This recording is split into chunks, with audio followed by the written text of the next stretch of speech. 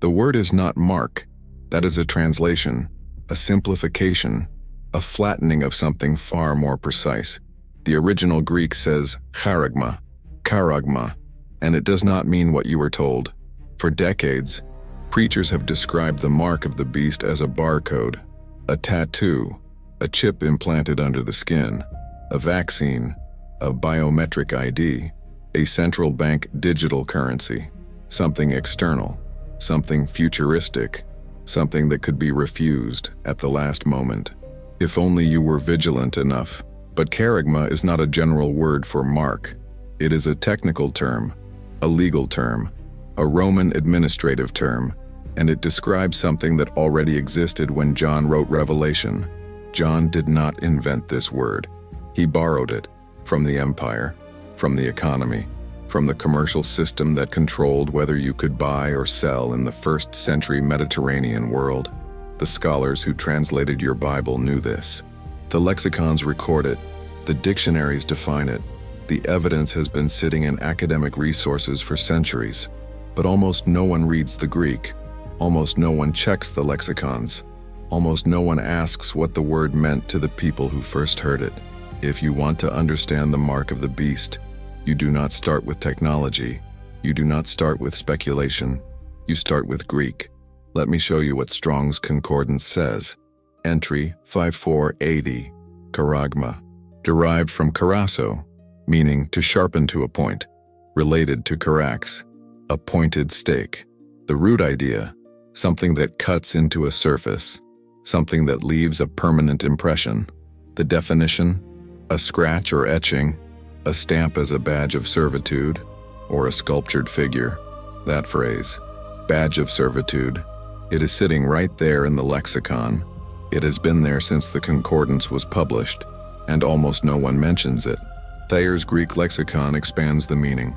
A stamp, an imprinted mark, of the mark stamped on the forehead or right hand as the badge of the followers of Antichrist.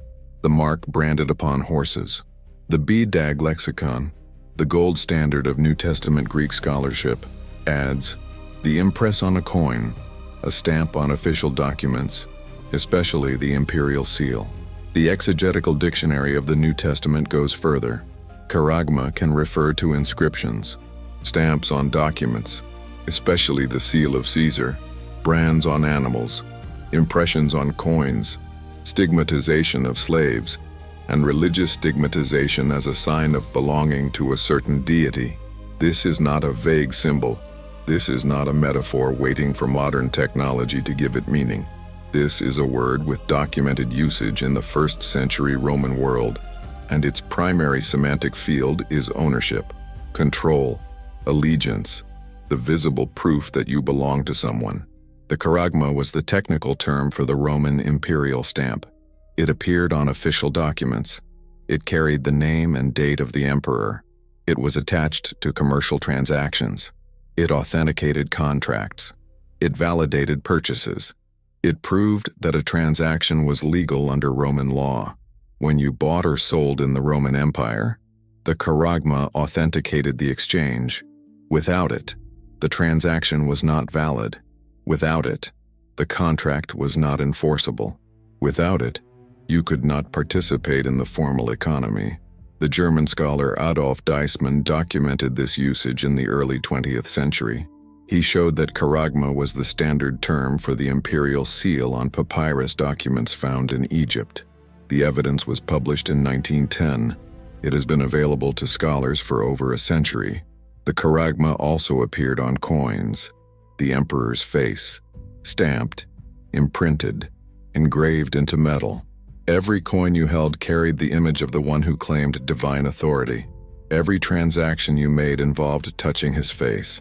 Jesus was once asked about paying taxes. He asked to see a coin. "Whose image is on this?" he said. The answer, Caesar's. The image, the imprint, the charagma. The irony was not lost on John. The same word used for Caesar's stamp on coins would describe the mark of the beast. But the word goes deeper. Charagma was also used for branding.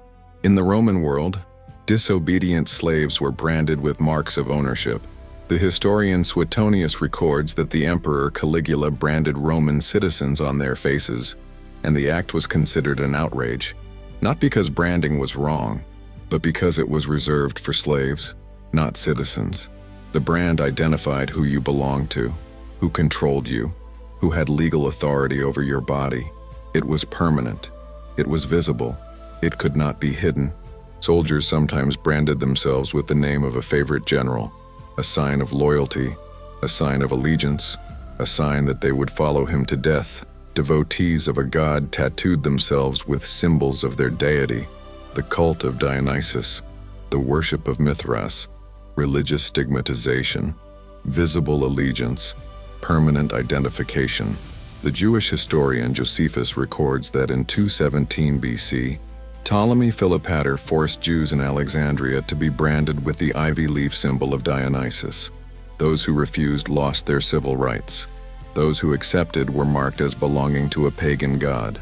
The book of 3rd Maccabees describes this event. The word Charagma appears 8 times in the New Testament. 7 of those are in Revelation. The 8th is in Acts 17:29, where Paul uses it to describe graven images, idols, sculptures, things made by human hands that claim to represent divinity. The connection is not accidental. The Charagma is not just economic. It is religious. It marks you as belonging to a system that claims divine authority. Now consider what John actually wrote. Revelation 13:16-17. He causes all, both small and great, rich and poor, free and slave, to receive a Charagma on their right hand or on their forehead, so that no one can buy or sell unless they have the Charagma, or the name of the beast, or the number of his name. Notice the structure. The Charagma, the name, the number. These are not 3 separate things. They function as equivalents, alternative descriptions of the same reality. This is standard Greek construction. When John says, the mark, or the name, or the number, he is describing one phenomenon from 3 angles. The Charagma is the visible stamp. The name identifies who you belong to. The number encodes that identity. And this is not describing a single technology. This is describing a system of identification, a system of allegiance, a system that ties economic participation to submission. In the Roman world, this already existed. The imperial seal on documents, the emperor's face on coins, the brand on slaves, the tattoo on devotees. John was not inventing a future dystopia. He was describing the empire he lived under, projected to its ultimate totalitarian conclusion. The question is not what the mark will look like. The question is what the mark will demand. There is another word in Revelation that contrasts with Charagma, the word sphragus, translated as seal. In Revelation 7, the servants of God are sealed on their foreheads, sphragus. In Revelation 14, the 144,000 have the Father's name written on their foreheads, sphragus. Both words involve marking. Both words involve identification, but they are not the same. Charagma implies external imposition, something placed on you, something that identifies you as property, something branded, stamped, engraved without your consent. Sphragus implies voluntary covenant, a seal of agreement, a mark of relationship, something you receive because you belong. The author of Revelation chose these words deliberately. The mark of the beast is not the same as the seal of God. One is servitude, the other is sonship. One is imposed, the other is received. Let me show you something most people miss. The earliest known use of the word Charagma outside the Bible describes a snake bite. Sophocles, 5th century BC, the play Philoctetes. The hero is bitten by a serpent. The wound is called a Charagma, an etching, a piercing, a mark left by fangs. Some scholars have noted the connection, the serpent in Genesis, the serpent in Revelation, and between them, a word that describes the mark left by a bite. I am not claiming this is the interpretation. I am showing you the semantic range. The word Charagma carries associations with piercing, wounding, and the mark left by something that penetrates the flesh.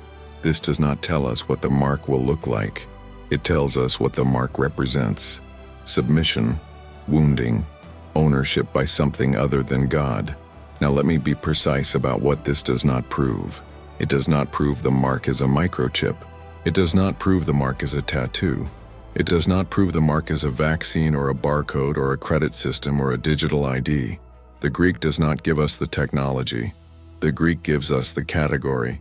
What the Greek proves is that John chose a word with very specific connotations: ownership, imperial authority, economic control, religious allegiance, permanent identification, the inability to function in the system without bearing the mark of the system. The Charagma was not mysterious to John's original readers. They lived under it. They saw the emperor's face on every coin. They knew what it meant to be branded as property. They understood that to participate in the economy, you had to bear the mark of the empire. John was telling them, this is not new. This is empire. This is Babylon. This is the system that has always demanded allegiance. And one day, it will demand total allegiance, absolute submission, complete identification. The question is not what technology the mark will use. The technology will change. The question is what allegiance the mark will require. That has never changed. Every system that demands you bear its mark in order to buy or sell is operating on the same principle. The technology is secondary. The allegiance is primary. There is one more detail. Revelation says the mark is placed on the right hand or the forehead, not the left hand, not the back, not hidden, visible. In Roman practice, slaves were branded on the forehead: runaway slaves, disobedient slaves, criminals condemned to slavery. It was visible. It was permanent. It identified them immediately as property. It could not be covered. It could not be hidden. It marked them for life. The right hand was the hand of commerce, the hand used to shake on agreements, the hand used to receive payment, the hand used to exchange goods. In ancient commerce, you extended your right hand to complete a transaction. John is describing a system where your identity and your economy are fused, where participation requires visible allegiance, where you cannot separate your faith from your finances, where refusal means exclusion. In the ancient world, this was literal. The brand on the forehead, the stamp on the document, the coin with the emperor's face in your right hand. In any age, the principle remains. The Charagma is not primarily about technology. It is about who owns you. It is about who you serve. It is about whether you can buy and sell without bowing to a system that claims the authority that belongs only to God. The form changes. The demand does not. We began with a word, Charagma, not mark. Charagma, a word that meant imperial stamp, a word that meant brand of ownership, a word that meant religious stigmatization, a word that meant the image of the emperor pressed into metal and required for commerce, a word that meant you could not buy or sell without bearing the identification of the system. For centuries, interpreters have focused on the future. What will the mark look like? What technology will it use? When will it appear? How will we recognize it? But the Greek forces a different question. Not what form will the mark take, but what allegiance will it demand? Not what technology will deliver it, but what worship will it require? John's readers understood immediately. The Charagma was the system they lived under every day. The beast was the empire that claimed to be God. The mark was the proof of submission. The inability to buy or sell without it was already their reality. John was not predicting something alien.